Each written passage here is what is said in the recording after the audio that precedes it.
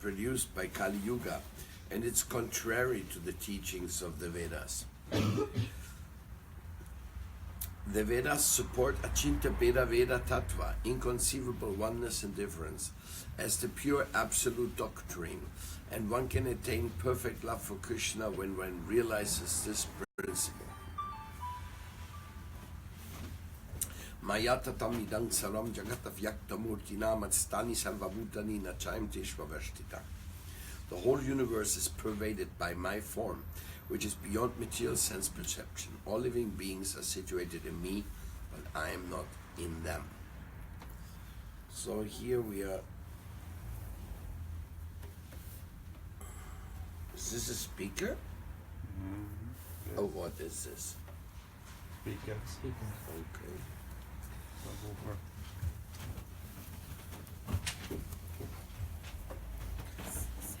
Okay. So this is a very substantial information that we are receiving from the Dashamula. That Vivartavada is a very confusing philosophy, and it's not appropriate. What's Vivartavada?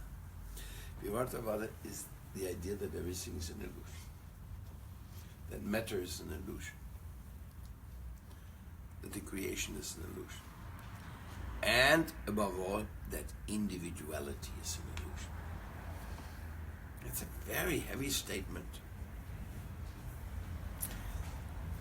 First of all, I offer my obeisance to my spiritual master, Srila Prabhupada, who by his kindness opened the view towards the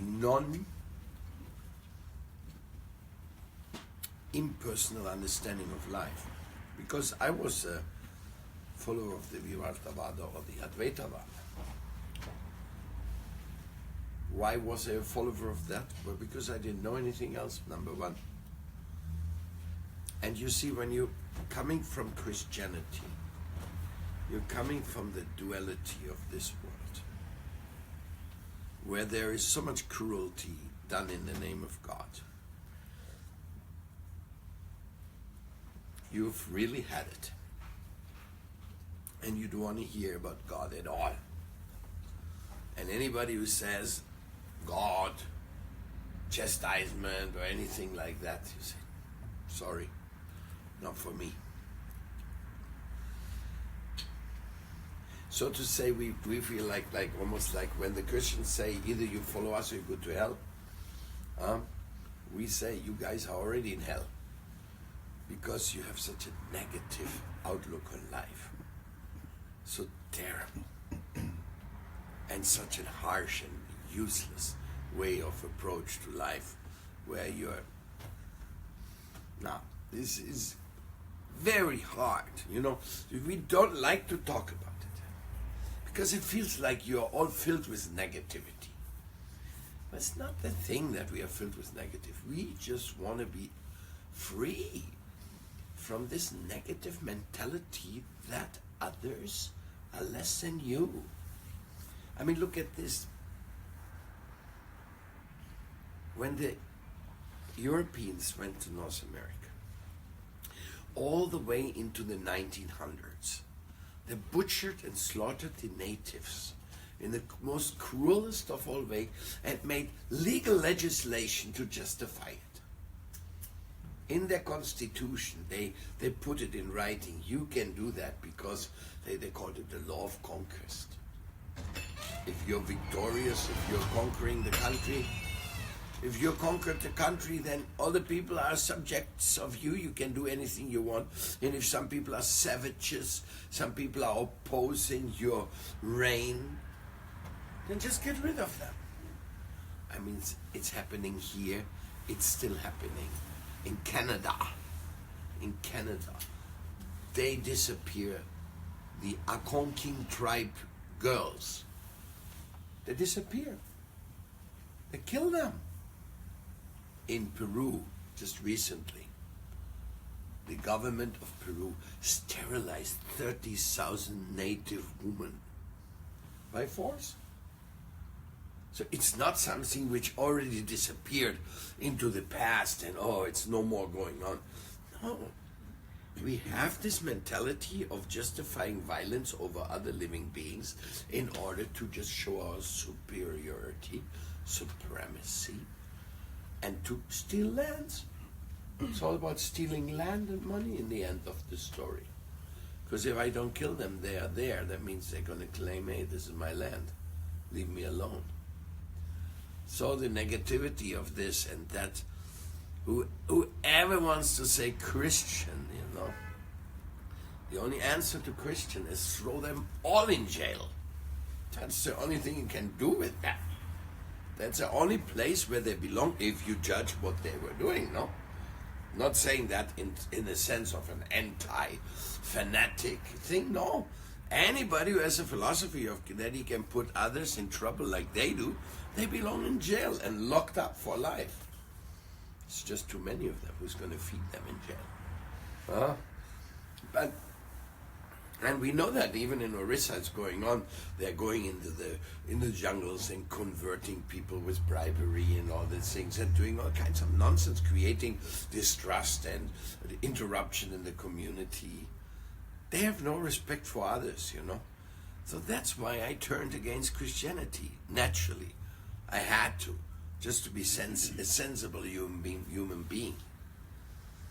So then I turned to the East, I turned to the Orient and said, well, I hope they got something better. Because that's what I got here, the philosophy of the West. I mean, sorry to say, you know, the word shit is charming for it. It's worse than shit. It's so horrible. It's so torturous, so insensitive, so inhumane. And that goes by the name of, well, Christianity. Well, whoever the shoe fits, Muslims, Jews, whoever the shoe fits. And now, hold on a second. And that was my big deception. Because first I turned to socialism in hope for humanity. I hope that these socialists, they would be humanistic about it. So we have the manifest of the Communist Party or the socialism philosophy. Sounds pretty good, no? No, the whole world should be free from all oppression and lies and so on. So you know, well, sounds good. But then you turn around and the communism is just another stupid fascist regimes of some idiots who take the power and start torturing the people, even their own people. How many people Stalin killed? This is unbelievable. They do it all the time, everywhere. Every regime which is coming to power in a non-very loving and positive way, they immediately want to crack down on the opposition and what they do with them. It's really disgusting. It's nothing of saintly kings, you know. It's just disgusting. So socialism didn't bring out a solution. On the contrary, with secularism, they institutionalized atheism, that there's no meaning or higher meaning of life. That's almost like anybody believes in anything, he's like a suspicious character. And the worst of it was the Pol Pot regime of Cambodia. What they did with socialism was so extraordinary, disgusting, that anybody who had a pair of glasses were already too much intellectual killer. They killed millions of people in Cambodia because they were university educated or this or that. They just wanted farmers. You go out in a farm and work, and the political chiefs, they get the gain from it. Can you imagine? They actually, I mean, from naturalistic point of view, they were fanatics. They emptied out the capital of Phnom Penh in Cambodia. They emptied it out. They sent everybody to the country for work. And all the apartments in the city stayed empty. Because they said, we want to be simple, we want to be workers, we want to all be equal, we don't want to have high class, we don't want to have intellectuals who's esteeming themselves high. It was like the fanatic anti-caste attitude to the extreme. Well, this is what was happening while I was a young student and contemplating socialism, you know. So I'm talking to you about my life and what I saw. So, socialism, communism, God saved the world from it. So then there was no more Christianity, no more socialism, and where am I going to turn to now? What is anything for me hopeful? I read Lao Tse, and he had a few statements to give which sounded like there must be some real wisdom in the East. So Tao Te Ching kind of gave me a new hope. So I turned towards Rig Veda, Bhagavad Gita. I didn't understand anything. It was so complicated. All kinds of devas and rituals and all kinds of things. What is going on here? Who are these people? Because I had nobody to explain it nicely to me, you know. So I became a follower of Vivartavad. Because it was like, this is all an illusion and the only truth is Brahman. And when you reach the Brahman, then all the confusion of the illusion is dissolved in nothingness or in allness. Two types of Vivarta, the nihilistic, Buddhistic, everything is finished, nothing is there, or the Brahmavad, a type of cosmic ecstatic consciousness without any precise description what that would look like. Mm-hmm. Like if we all feel the same ecstasy, but we can't talk to each other anymore. There's no more communication. Individuality is shunned. No? It's a very, very extremely abstract concept. But anyhow, so that was my philosophy then, because I just wanted spirituality. I didn't want to be a materialist. I don't want to be part of a system without any hope. So here the Dashamal Mul Stotram of Bhaktivinoda Thakur, it gives such a clear description on how faulty is the Vivartavad. But at that time I didn't know that. I thought that was the only thing, the only solution. And because in the spirit of Brahmavad, of course you have to see everybody as your brother and sister, you have to be friendly with everybody, you have to be vegetarian, I mean you have to be, many good things come into your life from that, so that's what I joined. Actually I didn't join the Vivartavad because I wasn't philosophical enough to really make that decision either. So then, when I met my Guru Deva Srila Bhaktivedanta Swami Prabhupada, and I heard about Bhaktivinoda Thakur and all these teachings, I started understanding, so Vivartavad is a big mistake. It's not all an illusion. It's temporary, but not an illusion. You are not an illusion, you exist, you're a reality. And that reality, who you are, is a very promising reality as well. When you reach the level of prem or love, you will be such a loving guy, such a wonderful person that you really will be able to create, to make the difference. And the difference starts in your own process, the difference starts in your family, the difference starts in your community, the difference starts in your relationship with the divine. So Vivartavad is the Yatatatrapat, famous statement in India. Wherever you go, you reach the same destination. No, that was very popular. That was popularized by teaching of Ramakrishna. I used to follow a concept, wherever you go, you only find yourself. Yeah. So in this way, I was open for the unification concept to the maximum degree. And I also was ready to give up my individuality, because I had experienced how much trouble is individuality.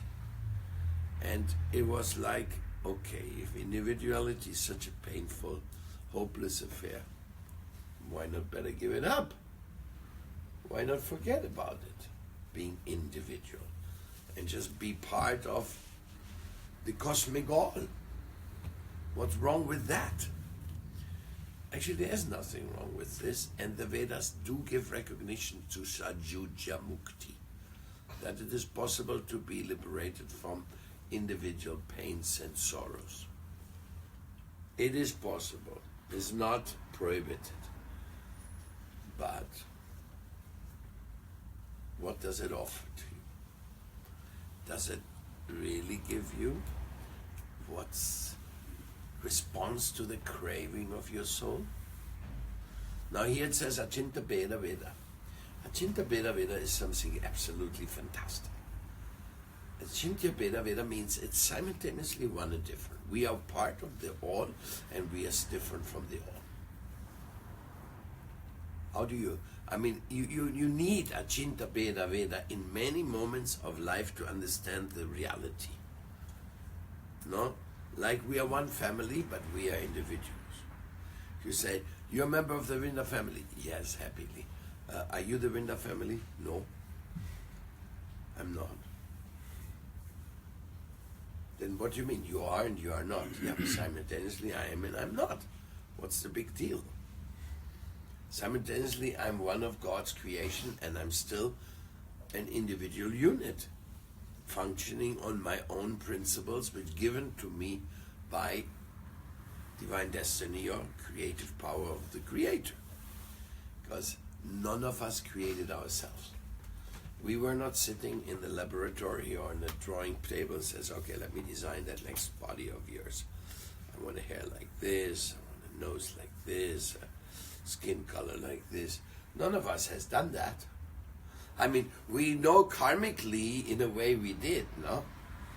Karmically, we wanted to be female or male or things like that. Or many people want to live in the US and they never managed. So probably next lifetime they can be born there.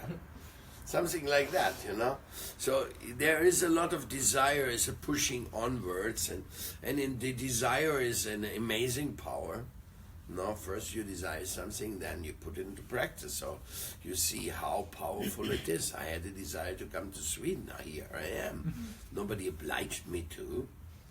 It just came because I wanted it to happen.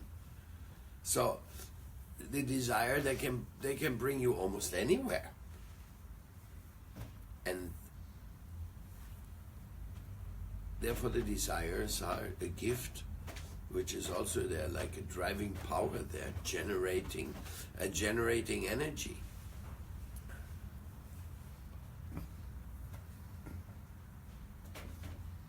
So when we understand Achinta Beda Veda, we can understand that the Lord, the Creator, He created us.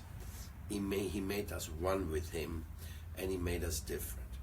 We are quite different because we neither do we maintain each other, nor do we have created ourselves or anybody else. It is just that we are kind of instruments of a supremely powerful vision and mission. Like you always have, you want to start something there. What is your vision and what's your mission? Tell, what's your mission of this world? I don't have any mission here except that I'll die very soon. What's my mission with this universe? I'm not influencing anything. And what is your vision? A very small vision, because hardly I know anything of it. I like it. My vision is it's quite a likable creation and amazing. Everything here is amazing. Sweden is amazing. India is amazing. Colombia is amazing. What is speak of the other galaxy? They must be even more amazing. So what's the big deal of being amazed? But besides being amazed, I cannot say much. My vision of this creation is absolutely too small to be significant or to carry any importance. So therefore, with this in mind, no vision and no mission. Well, not totally, because I have no mission for the world, but I have a mission for myself. even I have a vision and a mission for myself. Now, yes. So I'm simultaneously one with the Lord and different because He has the universal mission and vision, and I have the individual mission and vision.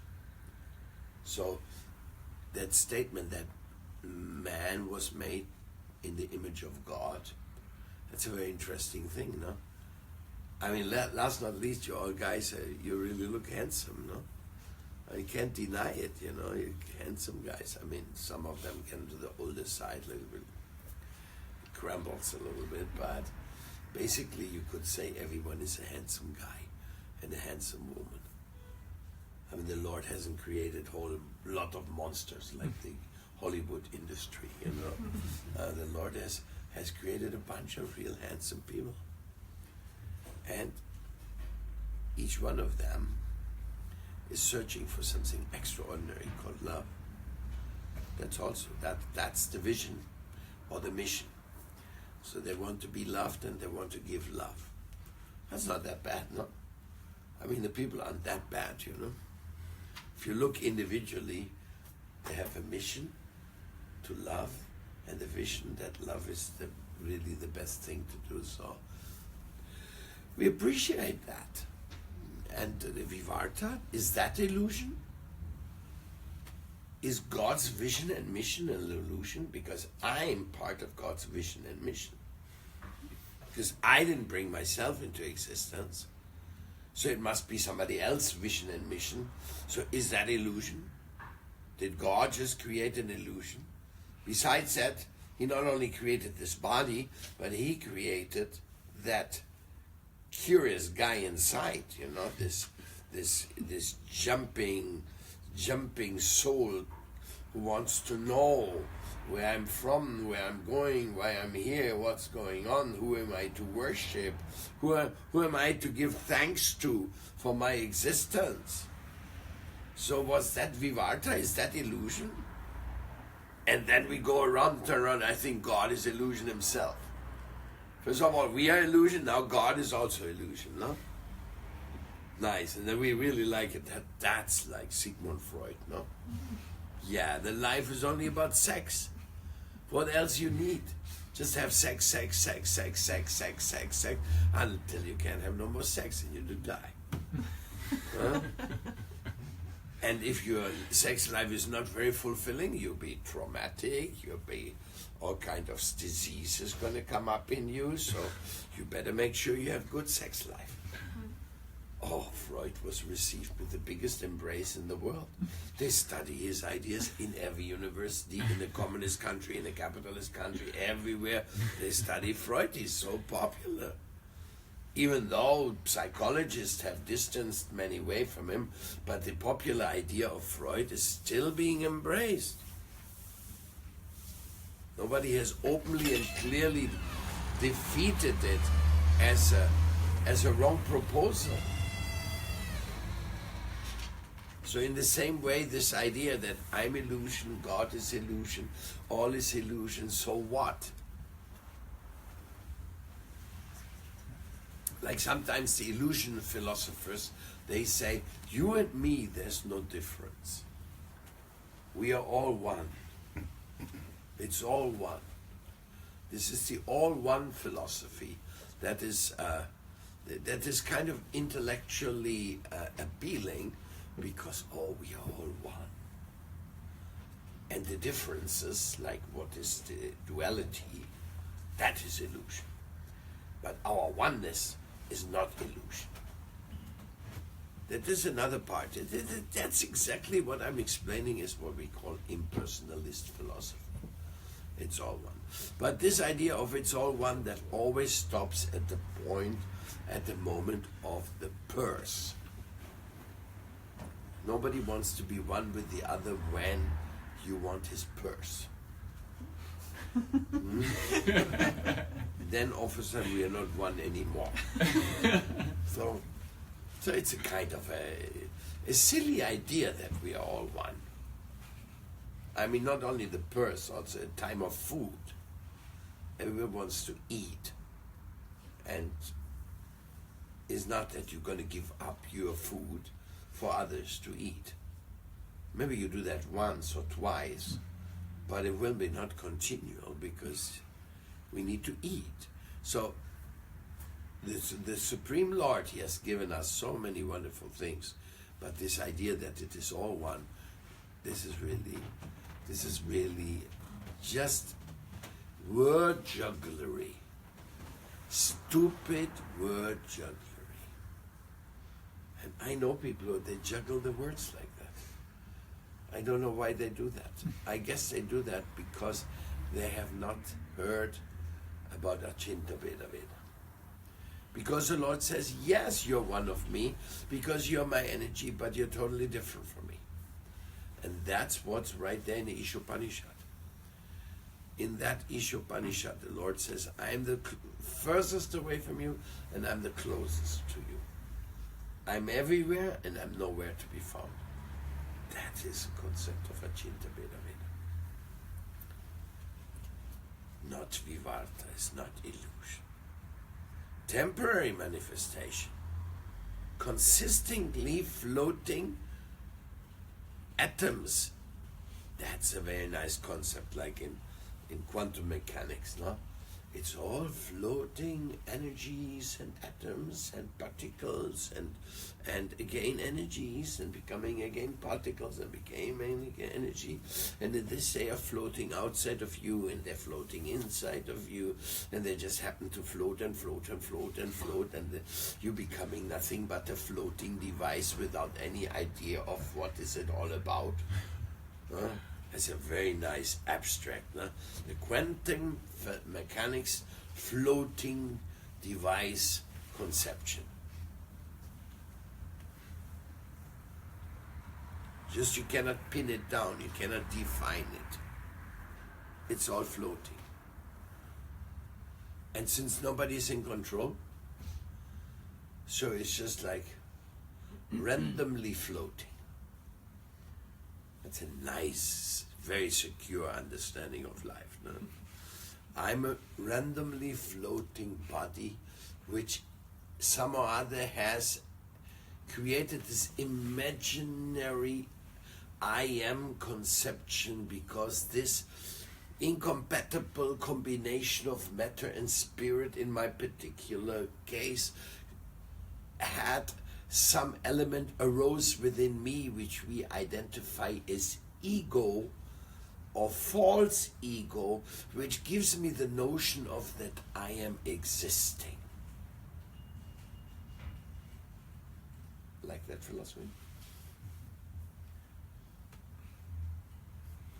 So that I'm existing, that is only my idea, which is just another random floating idea which will also disappear. But that is that philosophy of Vivartavad or Advaitavad. That is what they're proposing. And that if I can give up this ego, this false ego, if I simply can give up the notion of being a floating particle or energy, and I can simply give it up and I get absorbed in the nothingness or in the allness, then all of a sudden I become self-realized. I become a saint.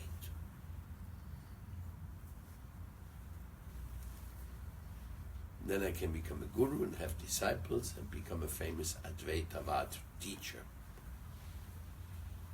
like Pilot Papa, or some other similar. I don't know. To me, with my little common sense, it doesn't make any sense. I mean, I respect them because at least they propose that you should be vegetarian, that you should live a healthy life. There are many good ideas to have, but as far as the philosophical concept is concerned, it cannot convince me whatsoever, and that's thanks to my Guru Deva Srila Prabhupada. Because I guess without his guidance and his clarity, I would have just been another Vivartavada follower. If you go to Kumbh Mela, the greater majority of people are following Vivartavala. Then there's also one sector called Vaishnavas. They have a different concept. You also have that. So the philosophy is very important. What is that which sustains you? Now, the non-Vivarta concept, the Tattva Vivek concept of truth, is that individuality is such an extraordinary thing that it positions you above matter altogether. Even though you have a material body which allows you to conceive of your individuality, because we cannot see how do you conceive of your individuality in the astral body or in the spiritual body, because we have no direct access to that. But we have access to our senses, to our eyes, to our ears. We have access, and we perceive my individuality, my notion, my personal consideration, even such stupid things as my vanity, my desires. This is a practical approach to the existence of myself as an individual concerned with the body. But then we are concerned with the mind. It's a different story. Concerned with the intellectuality is a different story. And then you're concerned with your spiritual identity, and it becomes a totally different story. Now, we jump immediately to the spiritual thing. What is the spiritual identity? What is my Swarupa? What is my spiritual form? What gives my individuality substance? Well, what gives it substance is really Bhav. Bhav is feeling. Because I can feel something. That is my individuality. I can feel something for you. I can feel something for the Creator. Thinking is something very uncertain, because it can change any moment, your thoughts. Willing, this is always fluctuating. You want this, you want that. But feeling has a constancy. If I feel something, I feel grateful. I feel compassion. I feel love. So, I mean, mother's love is so constant that she works for the child the whole life. No, now, there must be something about it. If you see how long it lasts, no, and how sacrificed it is. So feeling is a very important part of individuality. As a matter of fact, it is the root cause of the teachings of India. Because India is called the land of Bharatavarsha. And Ba means feeling. Ra means music. And Ta means tala, or rhythm. So it's the land of the music and the rhythm of the feelings of love. Wow. Very cool. So then you say, oh, this is very interesting. I want to know more about this. Because it's feeling. And feeling means individuality. My feeling is different than your feeling. But we can join our feelings, but we can even love each other. But if we love each other and I just love your body, then what the heck? Your body's going to grow older, you may die any moment, and my feeling's going to be shunned. Useless. So the feelings can go far beyond the physical level. That's why we have to understand we are not this body, we are the spirit soul. And that our feeling and our love should go to the cosmic reality. And that cosmic reality is the reality of our Father, Mother, Creator. And if you start going to that level of consciousness, if you start going to that contemplation of your identity as being a son and daughter of the divine consciousness, the supreme consciousness, which is ready to interact with me lovingly. Wow. This is the whole idea, that you want to be somebody, you want to know with whom to interact. The impersonalist philosophy doesn't give any notion to God, and therefore you become If there's nobody to interact with, well then why should I be conscious? What's the benefit of having feeling?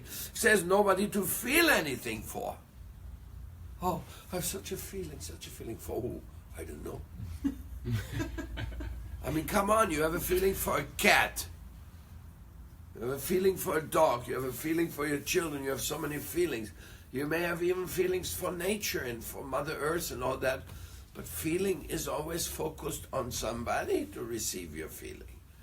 There must be a beneficiary of your feeling. If nobody's benefited by your feeling, what's the use of your feelings? So we want to eliminate feeling, we want to eliminate desire. Now the impersonalists, they will say desire and feeling, they're going hand by hand.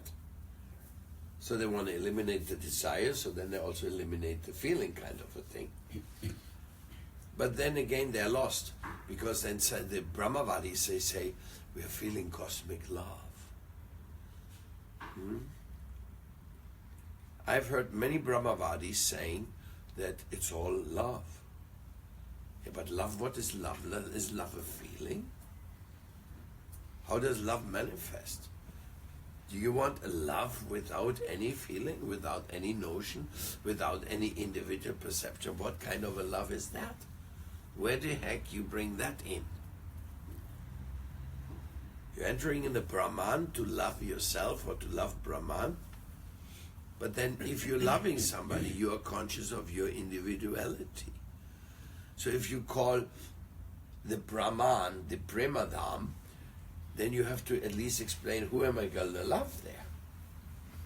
And that's why Chaitanya Mahaprabhu came, Premadama Deva Meva Nomi Gaura Sundaram. He has come to show us the place and the destiny of your love. He's love personified. That's exactly what makes him that Yuga Avatar. Because he has shown us the love mantra, the love world, the love destination. He has really giving us the full chance to live our love.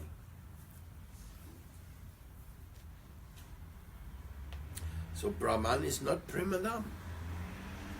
So then if Brahman is not Premadam, where's Premadam? Where's Goloka? Where's Vaikuntha? Where's all these glorious places which the scriptures have given so much information about? That's where you can give your feelings. That's where you can direct your feelings. So you're one and different with the Lord means you're one because you're His, and you're different because you can love Him. If you're not different, you can't love Him. Otherwise it would just be a cosmic maximum egocentrism of loving God, loving Himself, and not sharing with anybody. Every individuality must be exterminated because God only loves Himself. A strange conception. It's not very often spoken about these things in common sense.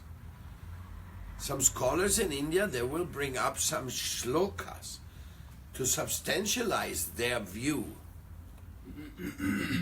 I have not done that this morning. I've not gone to Brahmano hiya pratishtaham amrita vyavya vyasacha and shlokas like that. I've not gone.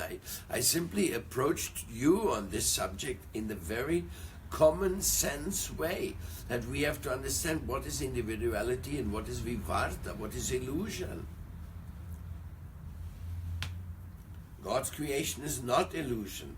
Love is not illusion. Emotion or feeling is not illusion. Because it is created now. What kind of feeling and what for you have the feeling, that may be illusion. Like I may have some great love for my sofa, because recently I bought this sofa and it's so nice and so cozy. And if anybody comes and like pulls tar over it, I feel, whoa, why you do this? This is my beloved sofa. But that sofa and that love for that sofa, that's not the love which God has given to me. This is just like something comfort, enjoyment and all that. I say, oh yeah. But I believe me, most people do love their sofa. That's why they're always sitting in their sofa. Huh? But we are not promoting sofa love. We are promoting the divine love, which the feeling of the divine creator and the divine. Now, let's come back to the point of God. There is Vrinda sofa. That the Supreme Personality of Godhead is that wonderful individual who is all-powerful and divided into two. He is the Supreme Divine Feminine and the Supreme Divine Masculine. Known by many words and many names in the history of creation, but the very true sense of two in love is within him. And because of that, within that divine couple, all the other answers will be found, including the divine relationship is also there. Just like Krishna's relationship with Radha is the purest of a relationship, Radha's relationship with Krishna is the purest of a relationship, and they're always competing.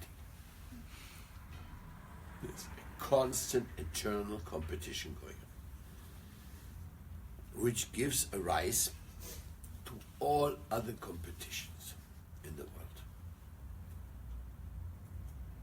Radha is saying, I have no love for you. Your love is the unlimited. And he returns, sorry Radha, you're wrong. I have no love for you. Your love is simply all.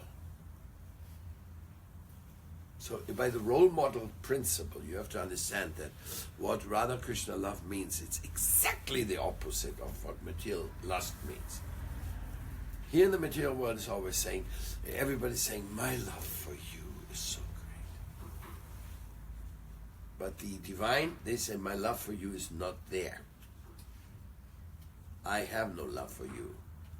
You have captured me, you are my all in all, but I have no love. I'm so low. And the response is, sorry, condition is opposite. My love for you is nil, but your love is unbelievable and worshipable to me. And this is not rhetoric. That is what the scriptures have given to us. That is what's there in the Shastra. That's what Radha Krishna Leela is all about. That's what Kurukshetra is all about. That's what the Rasa Leela is all about. That's when Krishna goes to Mathura and leaves the gopis in Vrindavan. That is what it's all about. We have no love for you. That's why you are going. No, I'm not going because you have no love for me. I'm going because I have no love for you, and I'm just concerned with this duty of killing Kamsa. But somehow or other it has to be done. I can't avoid it. But I'm not a real devotee of you, that's why. No. Of course you love us. You love us, but we have no love for you, so we cannot capture you here. You cannot see that we cannot live without you. We will die. This is what the scriptures say about Vipralamba. That Vipralamba, very few people talk about. If you go to the Brahmavadis or to those who are promoting the Nirvana, they have no concept of Vipralamba, of service in separation and love in separation. That vocabulary is not there. They're missing out a lot of things in their vocabulary, because the fullness of the vocabulary responds to the fullness or the craving of the soul. Therefore, even when they say the word love and they cannot explain for who is that love, so then, no, it's actually they are not promoting love, they are promoting moksha. And moksha, Mukunda gives moksha. So there's nothing wrong with moksha, save and except that it is as great as the water contained in the footprint of a calf. And prema is like the ocean. Now you may want to have the water contained in the footprint of a calf as the greatest goal for your life in your moksha inspiration, or you may have the ocean of boundless love as the supreme aspiration for your existence, and then you go the Premadam. Of course, when the Vivartavad yogi or the Advaitavad yogi hears that explanation, he may feel partially insulted, but he shouldn't, because he's included in that potential. Nobody denies the loving potential to anyone. It's only you deny it yourself when you say that it's all illusion, that the individuality is an illusion and God is an illusion. Jagannath is illusion. It's all nothing but illusions. Going to the temple is illusion, chanting Hare Krishna is illusion, studying Bhagavad Gita is illusion, taking Jagannath Prasadam is illusion. It's all illusion. So because if it's all illusion, then why bother? Then instead of taking Jagannath Prasad, I can drink Coca-Cola. What's the difference? So this whole idea of everything illusion is refuted by Achinta Bhedaveda. It is very amicably defeated for the sake of the individual soul's possibility of the highest aspiration. We belong to you, and we are praying for, oh my Lord, please make me an instrument of your love. That's all. I want to be an instrument of your love. And I'm feeling great longing to be with you, my Lord. But you're so kind that while I'm not with you, you're giving me a chance to associate with your devotees. And being with your devotees, you see, this is one of the things. If you glorify your love partner, I mean, it's something wonderful, no? A husband, a wife, having children together. Wow, such a gift, no? The marital partner is a gift of God. The children are a gift of God. That's really great, no? Really sing. Thanks if you got it. If you don't have it, it's a different story, no? What if you... And there's two people. There's the ones who don't have it because they don't want it. That's brahmachari sannyasi. And then there's the others that want it, but they can't get it. And that's a different story, no? If you all the life you want something, you cannot get it. Oh, Govinda. So, therefore, we have to consider that this family life and this family affection, this beautiful experience of being something, it's a duty, it's a gift. There's a lot of good things in it, but it is all attachment to fallible soldiers. That's what Prabhupada said. Because when you're really in trouble, the family can't do anything about it. Then either they go crazy, or they go to jail, or they divorce, or they do this, or they do that. You know, the family has a lot of adventures coming up. Huh? It's not just like, oh, joy, joy, joy, joy, joy, joy, joy, no ending joy. No. Family means He failed in his exams, he lost his job. He had an accident with a motorbike. I mean, it's an endless tale of sorries and worries, which is called family, no? So, okay, very nice. But then the worst thing happens. She or he dies. Means they're going into the nowhere land. Means nowhere where you know where they are. No? Actually, the soul doesn't die, but they're gone. Maybe you want, like, that's why the people in the Western world especially, when somebody dies, they go a little crazy. Then they become spiritists. Like the Christians, they do that. They go to the cemetery, you know, and they go, Mother, here's your flower. Please come back and talk to me. And they're trying to contact the spirit of that soul. It's actually in Catholic philosophy, they actually have a day of the spirits and that you want to talk to them. In India, they do the Shraddha ceremony. No? Oh, dear spirit of my father, here I offer this to the devas so that you don't have to suffer as a ghost there. Please go on in your journey. No? Saving Pitri Putra, to save the forefathers from their sins. That's what the son does. That's the last right of a son to his father. It's considered very important. So people have a concept that he's gone. Can we still contact him? And there's some spiritists. That's another story. But they actually have elaborate systems to talk to the forefathers. They can bring their voice. Hi, son. How are you doing? Where are you? You will not understand where I am. Oh my God. And are you okay?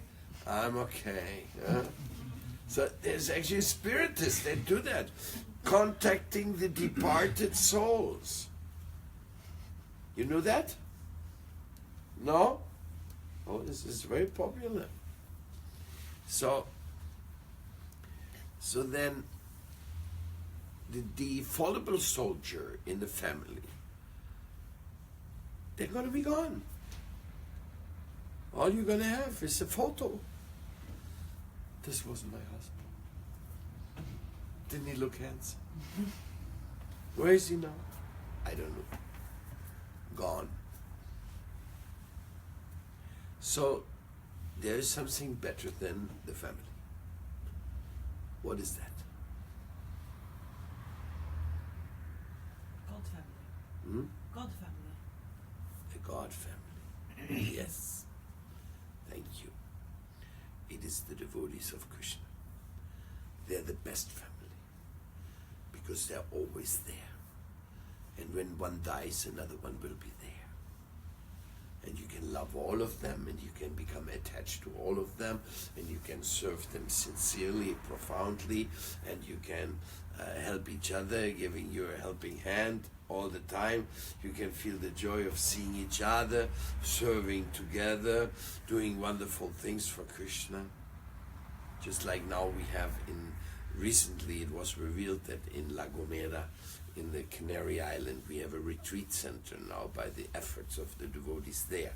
And now anybody in Europe who wants to make a nice spiritual retreat in the Canary Islands, teaching something, cultivating his people, now they can go there and stay there and have the most incredible experience. So this is kind of thing, that's what the family offers. And it's not because there's a nice place, it's nice people. God family is really that beautiful association you have. You can come from Malmo to Gothenburg because there's people I love. I want to see them, I want to be with them, I want them to be happy that I come. If you come here and everybody goes, what are you doing here? Who invited you? Then your heart goes, oh, they don't like me, they don't care for me, oh, it's all very worthless. But you will not have that. In the devotee family, you're welcomed. You know, I know that very well because I've traveled around the world, and I'm also welcomed in other missions, not only in our mission. In devotees, we know how to say a few key words. First keyword is Guru Guranga Jayate. The eyebrows go up. Who are you? Oh, I'm of your family, extended family. You're a disciple of Bhakti Saranga Goswami Maharaj. Or I'm a disciple of Bhaktivedanta Swami Prabhupada. So we are brothers. It's called a family tree, it's extended brothers, but it's brothers. Haribol Manashiksha. So this extended family is a total reality. Come in, come and close the door. Be smart, my dear. At 7 below zeros, offering obeisance in the door is not exactly the highest appreciated devotion. Superior version is close the door first. Manashiksha, your seat is here. So, this Vaishnava family is such a valuable thing. And you know something? Srila Prabhupada gave us this family. It's amazing enough. He gave us this family. And not only, like I say, I've gone to other missions, like I went to Berampur, Brahmapur. There is a friend of mine. He's just a friend because I met him along the road. His name is Bhaktivedanta Vishnu Maharaj. And he opened this temple in Brahmapur and he invited us. We went there with 30 people making drama and everything. Had a big festival and he had us there for an entire week. We were feasting every day because they were having this wonderful, wonderful festival. And in that festival, they just wanted us to be there. I mean, this is, when the Indian people make festivals, it's a different dimension you can't really understand. Because in the Western world, when we make a feast, like somebody gets married or something, they want you to come for one day, eat, and bye-bye. But not in India. They can have a 5, 7, 10-day festival, and they want to feed you for 10 days, and they want it, this is our festival. You come, you eat, you feast, and you take, and you are here. They don't want it. You think, what is this? Is a business? No, it's no business. They don't want your money. They want you to eat and to smile and to be there. This generosity is a fact, you know. They don't have this concept of one-day festival and then you go. Rarely, no? I mean, so we went there, 40 people from the West feasting for 1 week. That's a lot of money. I mean, we didn't go there to exploit them, but they wanted us to come. They were so friendly in this. And then we were left, they said, you must come back for next year when the yearly festival is of this temple. So, the Devotee Association, and they're from a different mission, as I told you. They're not from our mission. So you can practically go to any place in the world where there's the spirit of extended family, and you will be so welcome. And you can learn to love and to like the people. To learn to like and to love those people is absolutely no endeavor. It's so natural. Why? Because they're naturally so wonderful people.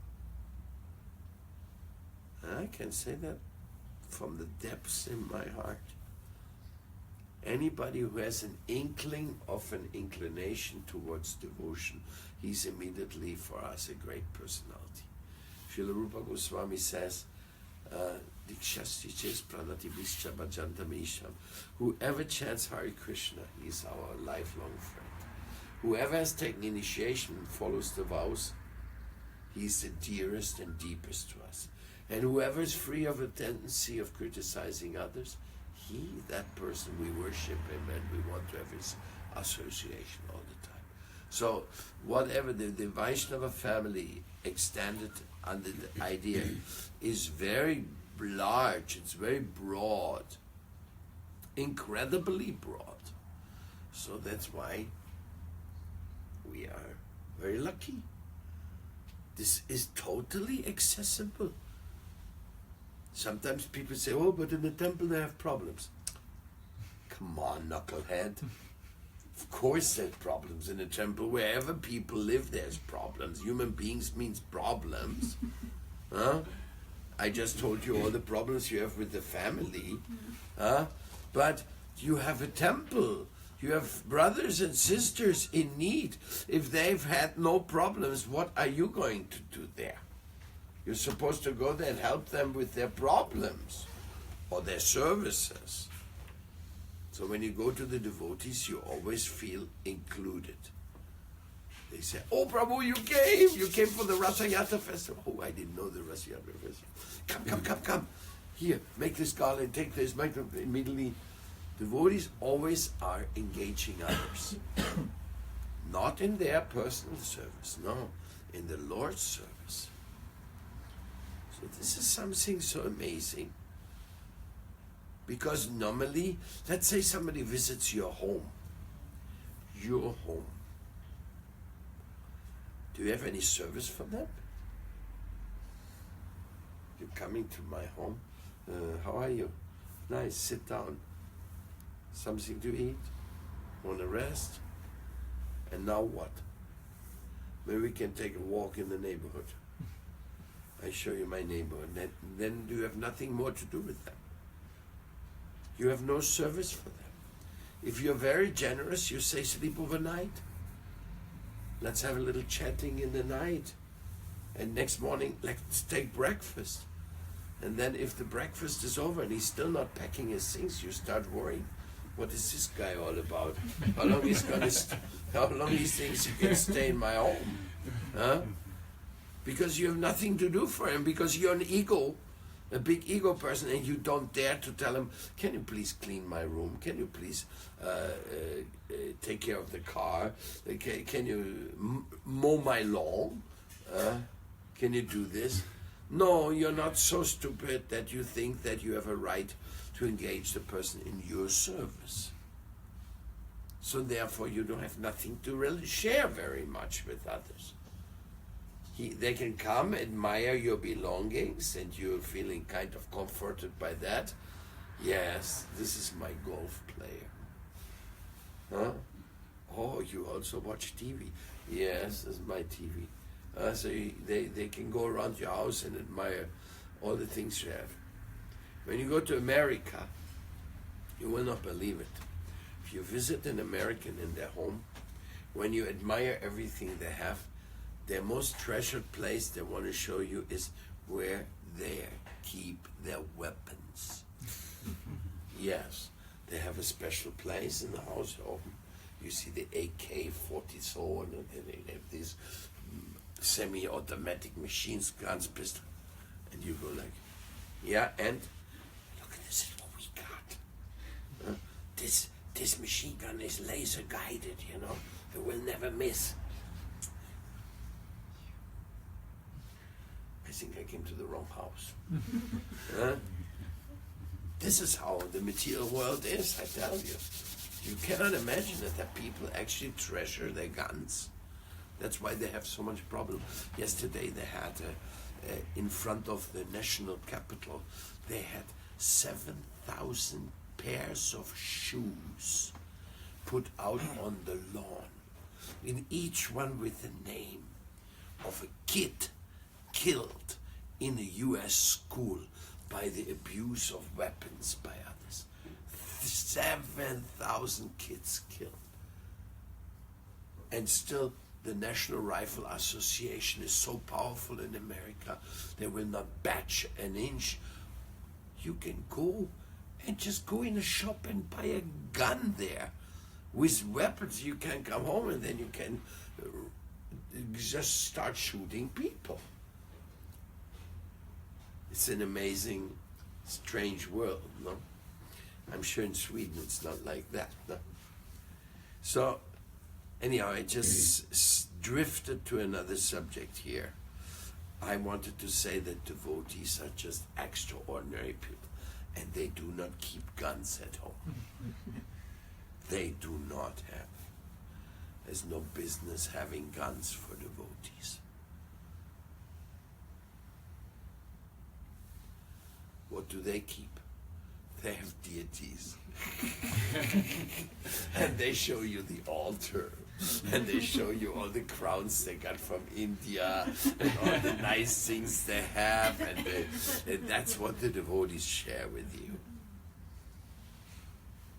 And, like I say, in the temple, immediately, if there's a devotional atmosphere, a devotional community, everybody comes in the door, you go, oh, so nice you came.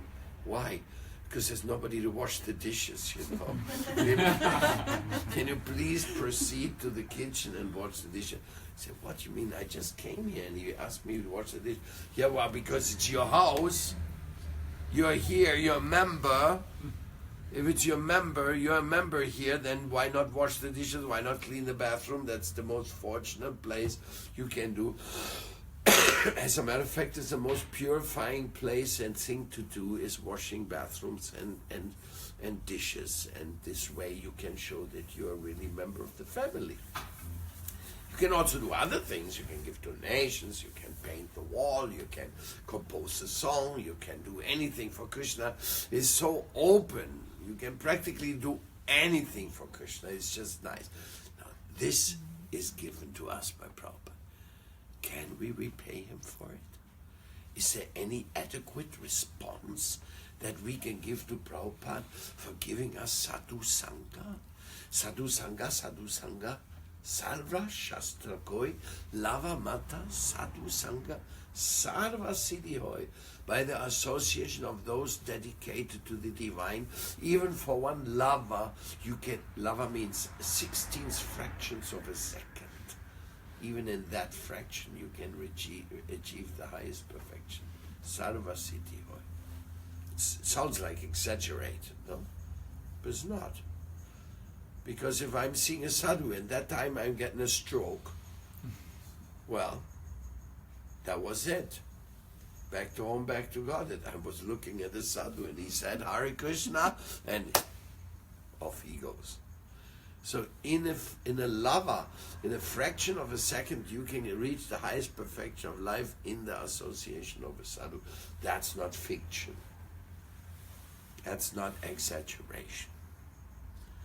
Just one Mahamantra does the job. What to speak from the mouth of a sadhu, entering your ear while you die. That's why devotees always go home to their parents or to something when they die, because they want to give them the last blessing of sending them off with holy names and some Krishna attachment. Did you do that? With your mom? Not my father. With your father did that. Every devotee almost has some stories like that. How they went home and they saw off somebody who was parting from the world and gave them the last connection with holy name, Mahamantra, Mahaprasad, little Radhakunda water, or something special. So this is also, forget Vivartavad, my friend. We have the devotees of Krishna. They are the real extended mercy. So stay with them. And even if they are problematic, that's also good. Then go and help them to be less problematic. It means they need you more. Don't think the devotees are problematic. That's I don't go back to the temple anymore because I know they have some problems. What is this? A family man doesn't go away when there's problem. When there's problem, then he comes in, immediately looks after him. How do I help here and what do I do? Mother doesn't run away from the children when the children have problems.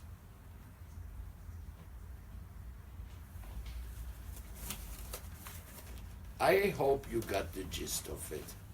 Now, I wanted to do something else today, but that was the subject which, by the mercy of Srila Bhaktivinoda Thakur and his explanation, we could have this reflection this morning. Thank you. Any questions?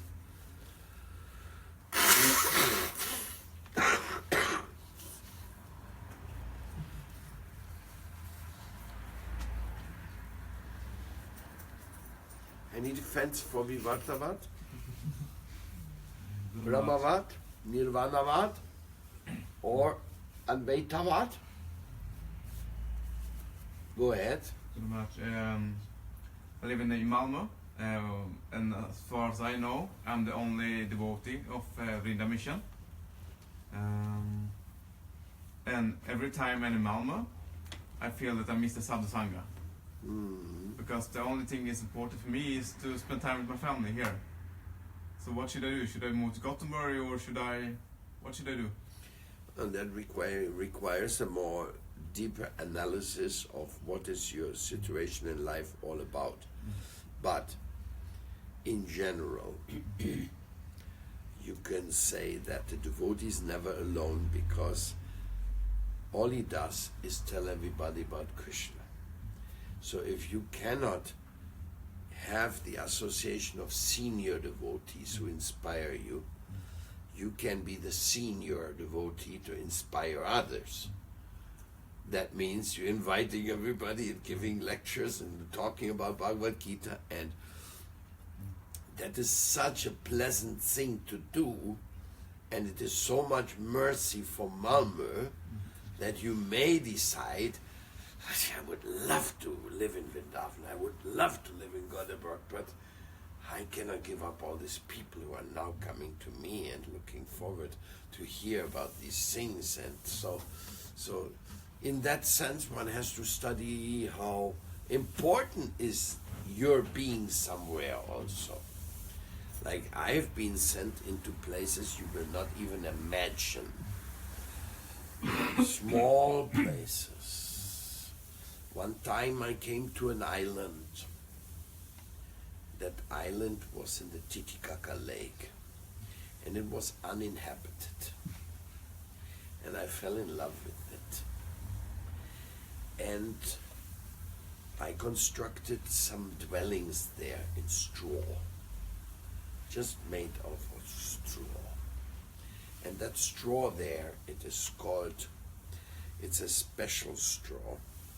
You can make furniture with it, you can make houses with it, you can make boats with it. And that, it also looks very special. Actually, there's a whole city, little village made of that straw in Puno, in Peru. So I also like that. So I went to this island and I started doing this with my friends. And also we discovered some Inca walls in that island. Means Incas used to live in that island. And then we also started a little bit of agriculture so we can grow some of our food.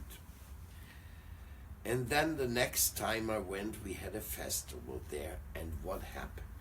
The people from the surrounding islands and from the people, they all came there to be with us. Unexpected. And not only this, they were all Aymaras, means natural original people of that region. And together we made a Govardhan Puja. We based Lord Giriraj, Krishna in the form of the holy mountain, we based him in the waters of the Titicaca Lake, which is a sacred lake according to the Aymara traditions.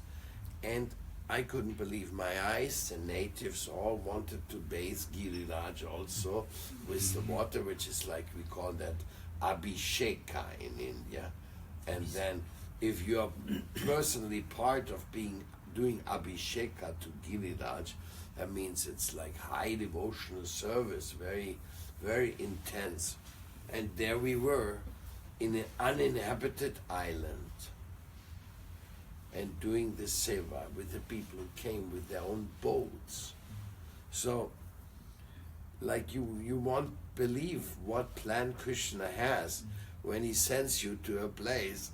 It may look like, ooh, who is here? I mean, Malmö is plenty of people there.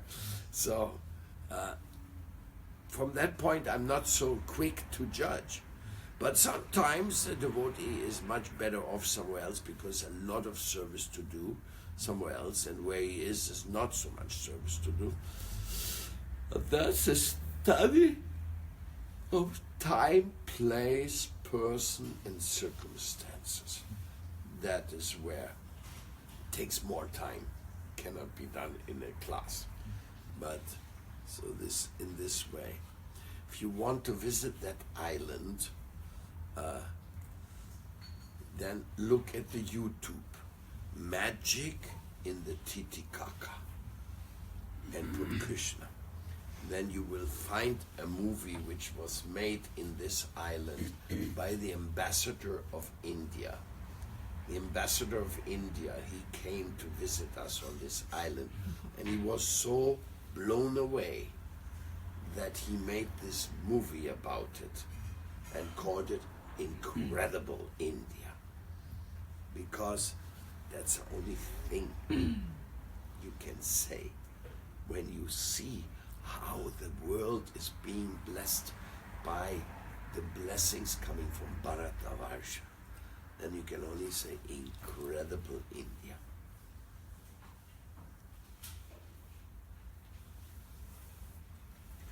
What else?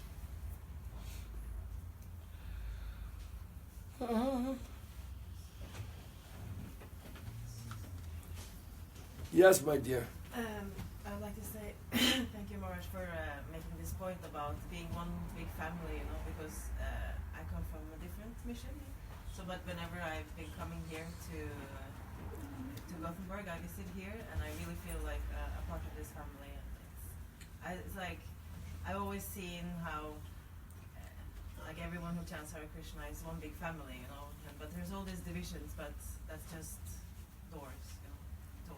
So thank you for making this nice explanation. Branches are not divisions. Branches, they are opulence. As more branches a tree has, the more shade, fruits and flowers he can produce. A one-branch tree is called a palm, but even the palm grows by many of the branches in the palm leaves, which make it, and the fruits produced. But the Guru Parampara is a tree which even at the time of Chaitanya Mahaprabhu, it's already described having its branches. And that's 500 years ago. Now imagine how many branches it's supposed to have today. When you come to the Chaitanya Mela or to the Vrindavan Prakash Utsav, you will see people worship Lord Chaitanya from all kinds of sides you did not even imagine that they have Lord Chaitanya's presence there. It's very wonderful. As many special histories where we discover that Lord Chaitanya is already there before. Anyway, I just felt inspired to say that when you say the word, I think splintered or something, fractured, fractions, divisions. It is saying that Vasudhaiva Kutumbakam. Yes, one great family. Of course, if a branch branches out, you may say, "Oh, there's something dividing," but this is very natural. So, because generally not two branches grow out the same side at the same time. It's always one going out here and one going out there, and in this way, the branches is the healthy divine plan. Sometimes we don't see that the devotees understand this healthiness so much, but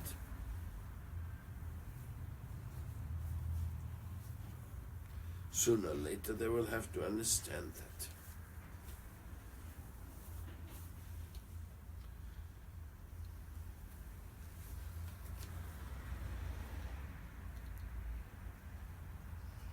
And this is the success of Sevananda Prabhu, that you can come here and feel like that. It's also a question of adhikar, of personal realization. Because adhikar means like an adhikari. he is qualified to start a family because he knows the discrimination, proper discrimination of what is matter, what is spirit, and what is how to maintain a family in this world. That's why the Grihastas called Adhikaris. Means they should be more advanced than the Brahmacharis. Of course, some Brahmacharis may be as advanced, but they are not getting married because they want to stay Brahmacharis. But generally, the newcomers, they don't know this. I mean, to be an Adhikari, a Grihasta, you have to be almost like temple president quality. So you understand how much burden and how much responsibility is there upon you when you have a family.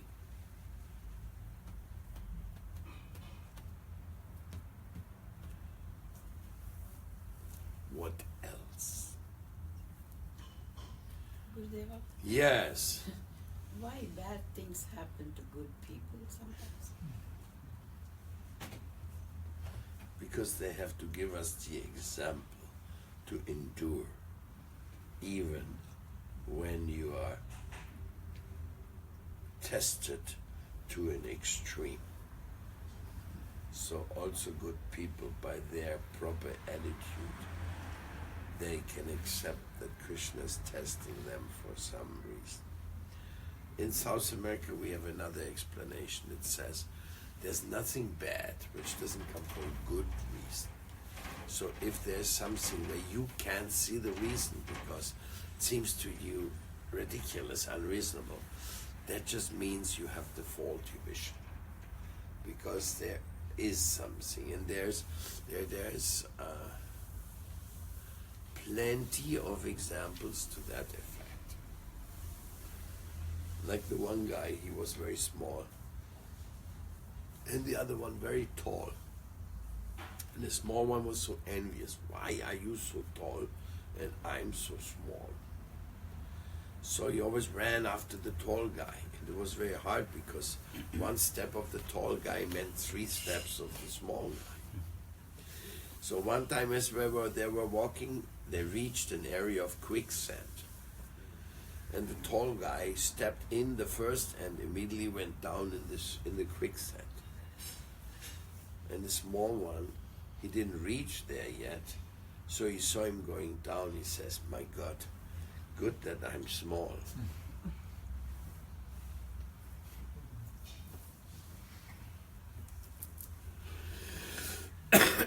I think there can be plenty of stories like that, no? Where there's always some benefit in what you have or who you are.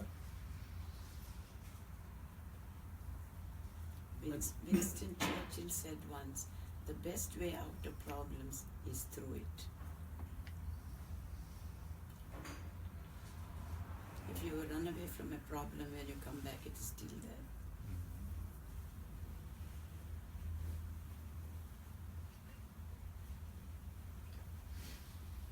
Gurudeva, is it related to that hair question? It is related to karma also? Is it related to karma?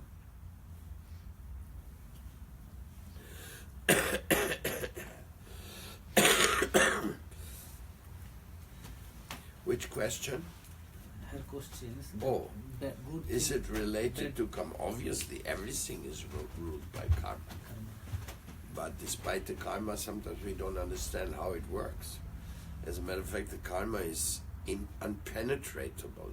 We just cannot know how it manifests. In India, we say when we sing bhajan, we clap hands, and they said it reduces your bad karma. So That's true. keep clapping your hands when we sing bhajan. Keep clapping.